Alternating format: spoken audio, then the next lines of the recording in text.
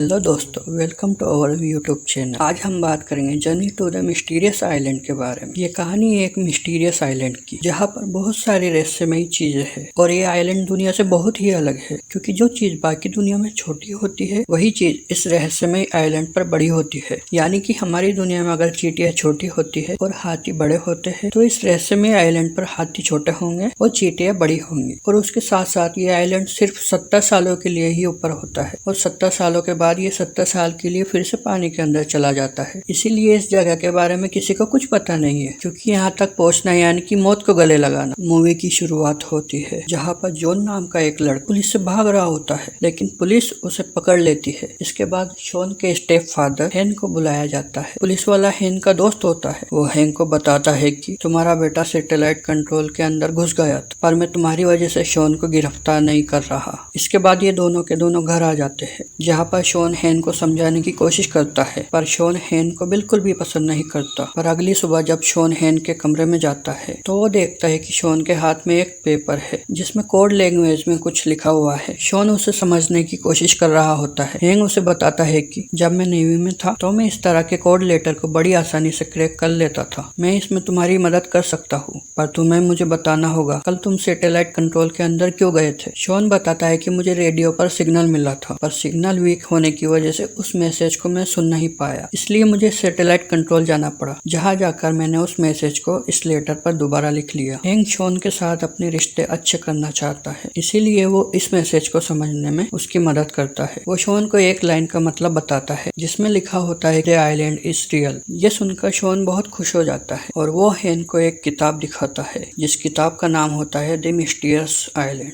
इसके बाद जब हैंक आगे का मैसेज डिकोड करता है तो इसमें 3 और किताबों के नाम होते हैं और ये तीनों किताबें आइलैंड्स के ऊपर होती है और इन तीनों ही किताबों में एक नक्शा होता है। इन्हें पहले कुछ भी समझ में नहीं आता, पर हैंक इन तीनों नक्शों को मिलाता है तो ये तीनों नक्शे मिलाकर एक नक्शा होता है जिसमें एक आइलैंड की लोकेशन भी होती है। शॉन अब उस आइलैंड पर जाना चाहता है, लेकिन हैंक उससे कहता है कि मैं तुम्हें जाने नहीं दूंगा। किसी सिर्फिरे इंसान ने तुम्हें वहाँ पर कोई मैसेज भेजा और अब तुम वहाँ पर जा रहे हो। शॉन कहता है कि वो सिर्फिरे इंसान मेरे दादाजी है, जो मिस्टीरियस किताब के बहुत बड़े फैन थे। 2 साल पहले वो अचानक से गायब हो गए और मुझे पूरा यकीन है कि उन्हें वो आइलैंड मिल गया है, इसीलिए उन्होंने रेडियो पर मुझे मैसेज भेजा और अब मैं उनसे मिलने के लिए जा रहा हूँ। हालांकि हैंक को उसकी बात पर यकीन नहीं होता, लेकिन वो उससे अपने रिश्ते अच्छे करना चाहता है, इसीलिए हैंक भी उसके साथ चल देता है। ये दोनों के दोनों पलाव पहुंच जाते हैं, जहाँ पर इनकी बताई हुई लोकेशन पर कोई भी अपनी बोट नहीं लेकर जाना चाहता, क्योंकि वहाँ पर बहुत बड़े बड़े तूफान आते हैं। तभी वहाँ पर एक कटाम नाम का व्यक्ति $3000 के बदले इनको उस लोकेशन पर ले जाने के लिए राजी हो जाता है। उसके साथ उसकी बेटी भी होती है जिसका नाम केनली होता है। शॉन उसे देखते ही अट्रैक्ट हो जाता है और अब ये चारों के चारों यहाँ से निकल पड़ते हैं और अब ये समुंदर के उस हिस्से पर पहुँचते हैं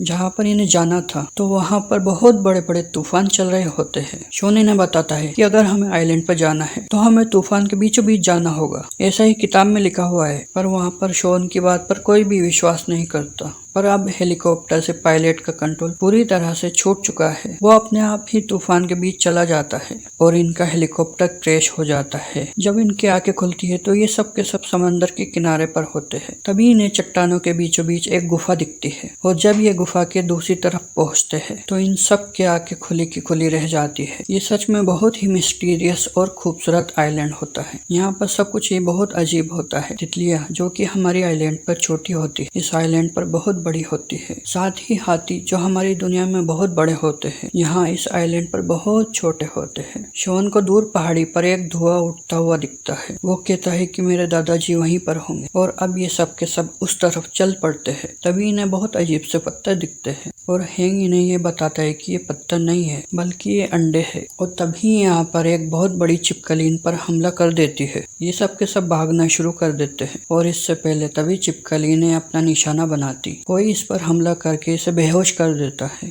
और अगले ही पल यहाँ पर शॉन के दादा अलेक्जेंडर आते हैं। वो बताते हैं कि उन्होंने यहाँ पर रहना सीख लिया है। इसके बाद वो इन सबको अपनी जगह पर ले जाते हैं, जहाँ पर उनका अपना एक ट्री हाउस होता है जिसके अंदर रहने खाने पीने की सारी सुविधाएं होती है। यहाँ पर वो रेडियो भी होता है जिससे इन्होंने शॉन को मैसेज भेजा था। केली बोलती है कि क्यों ना हम इस रेडियो से मदद मंगवा ले। शॉन के दादाजी बताते हैं इस रेडियो से संपर्क करने के लिए सबके सब सैटेलाइट का एक साथ होना जरूरी होता है। सैटेलाइट का सही जगह पर आना बहुत जरूरी है और ऐसा 2 हफ्तों बाद होगा। लेकिन कल मैं तुम्हें एक ऐसी जगह पर ले जाऊंगा जहाँ पर जाने के बाद तुम्हारी आंखें खुली की खुली रह जाएगी। अब अगली सुबह ये सबके सब सफर पर निकल पड़ते हैं और कुछ ही देर बाद ये एक खूबसूरत शहर के पास पहुंच जाते हैं जो कि एक खोया हुआ शहर है जिसका नाम एटलांटिस है। हैंक कहता है कि ये तो 100 साल पहले पानी में डूब गया था। अब शॉन के दादाजी बताते हैं कि जब इस शहर के बारे में लिखा गया था तब ये पानी में डूबा हुआ था, लेकिन 70 साल बाद ये पानी के ऊपर रहता है और 70 साल बाद नीचे। जॉन बताता है कि ऐसा समुद्र के नीचे ज्वालामुखी के होने की वजह से होता है जो सतह को ऊपर और नीचे धकेलता रहता है। हैंक अब यहाँ पर पानी को टेस्ट करता है और बताता है कि ये पानी खारा है। समंदर का पानी इस आइलैंड पर इतने अंदर तक नहीं आ सकता, यानी कि ये पानी जमीन के नीचे से आ रहा है। मुझे लगता है कि जल्द ही ये द्वीप डूबने वाला है। हालांकि शॉन के दादाजी इसकी बातों पर विश्वास नहीं करते और कहते हैं कि मेरी कैलकुलेशन के हिसाब से इस आइलैंड को डूबने में अभी 14 साल और लगेंगे। लेकिन हैन उनकी बातों पर विश्वास नहीं करता। वो कहता है कि मेरी कैलकुलेशन के हिसाब से 2 से 3 दिनों के अंदर ये आइलैंड पानी के अंदर डूब जाएगा।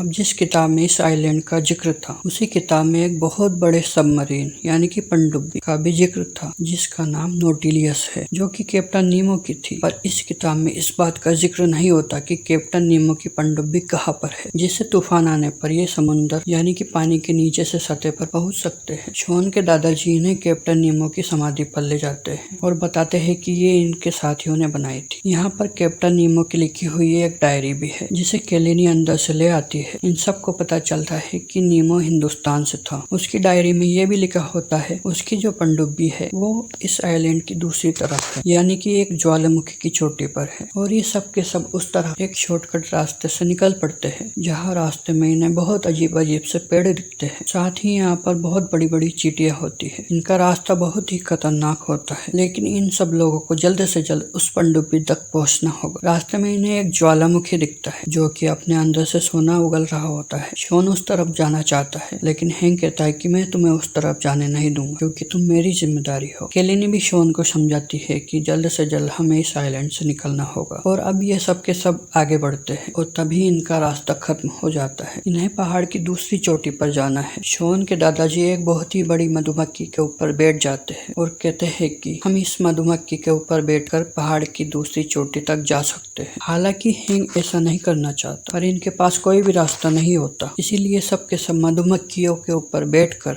पहाड़ की दूसरी चोटी की तरफ जाना शुरू करते हैं। पर तभी रास्ते में इनके ऊपर पक्षी हमला कर देते हैं पर हैंक बड़ी चालाकी से इन पक्षियों को आपस में टकरा देता है। वहीं शॉन को दिखाया जाता है जिसके पीछे केलेनी बैठी होती है।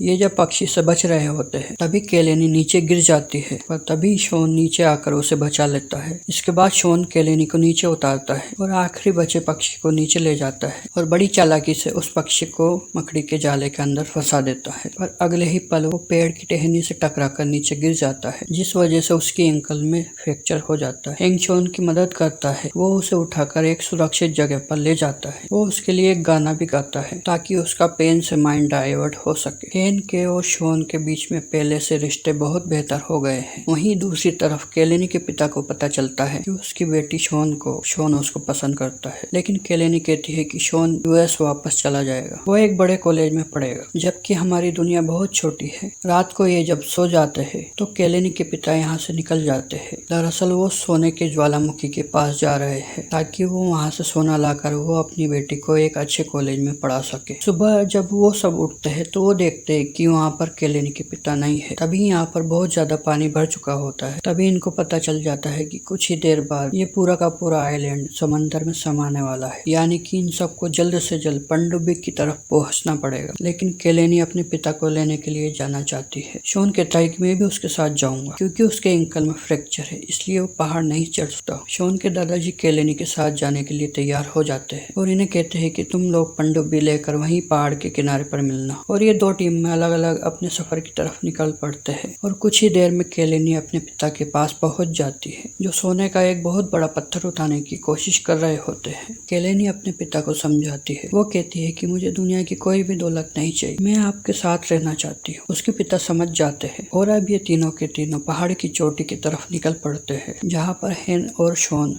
इनको पनडुब्बी से लेने के लिए आने वाले होते हैं। वहीं हेन और शॉन को दिखाया जाता है जो कि उस जगह पर पहुंच जाते हैं जहां पर पनडुब्बी को होना चाहिए था, लेकिन वहां पर पनडुब्बी नहीं होती क्योंकि पानी का लेवल बढ़ने की वजह से वो पानी के अंदर समा चुकी होती है। ये दोनों के दोनों समुंदर के अंदर जाते हैं और तभी एक बहुत बड़ी ईल मछली, जिसके जबड़े के अंदर बहुत ही हाई वोल्टेज का करंट होता है, वो इन पर हमला कर देती है। ये किसी तरह से उससे बच जाते हैं और इससे पहले कि वो दोबारा इन पर हमला करती, ये दोनों के दोनों सबमरीन यानी कि पनडुब्बी के अंदर चले जाते हैं, जहां पर पहुंचने के बाद ये सबसे पहले पनडुब्बी के अंदर का सारा पानी बाहर निकालते हैं। इसके बाद ये इंजन को स्टार्ट करने की कोशिश भी करते हैं, लेकिन पनडुब्बी का इंजन स्टार्ट नहीं होता। फिर हैन नीचे से इंजन चेक करके आता है और वो शॉन को बताता है कि इंजन को एक बहुत तेज झटके यानी कि इलेक्ट्रिसिटी की जरूरत है। इनके पास इलेक्ट्रिसिटी के झटके के लिए एक ही तरीका है और वो तरीका एक ईल मछली है जो बाहर इनके शिकार के लिए घूम रही है, जिसके जबड़े के अंदर हजारों वोल्ट का करंट है। ये इंजन की वायर को लोहे की एक बहुत बड़ी रोड के साथ फिक्स कर देते हैं और अब हैंक बाहर जाता है जहाँ पर वो खतरनाक मछली है, और जब वो मछली उसका शिकार करने के लिए उसकी तरफ बढ़ती है, वो उस लोहे की रोड को उसके मुंह के अंदर डाल देता है, जिससे इंजन को एक बहुत बड़ा झटका मिलता है और इनकी पनडुब्बी स्टार्ट हो जाती है। हैंक भी वापस पनडुब्बी के अंदर आ जाता है। वहीं केलेनी उसके पिता और शॉन के दादाजी को दिखाया जाता है, जो कि ज्वालामुखी के फटने से, साथ ही चारों तरफ पानी भरने से एक चट्टान के ऊपर फंस जाते हैं। उनके चारों तरफ पानी ही पानी होता है, जिसकी ऊंची लहरों में इनकी चट्टान भी ऊपर उठना शुरू हो जाती है और इससे पहले कि वो चट्टान दोबारा समंदर के अंदर जाती, ये तीनों के तीनों समंदर के अंदर कूद जाते हैं और एक दूसरे का हाथ पकड़ लेते हैं। और जब इन्हें लगता है कि इनकी जिंदगी का अंत आ चुका है, तभी सामने से वो पनडुब्बी, जिसके अंदर हैन और शॉन है, और वो इन तीनों को पनडुब्बी के अंदर ले लेते हैं। पर अब भी इनकी परेशानियां खत्म नहीं होती, क्योंकि इनके सामने पानी के अंदर बहुत बड़ी बड़ी चट्टानें हैं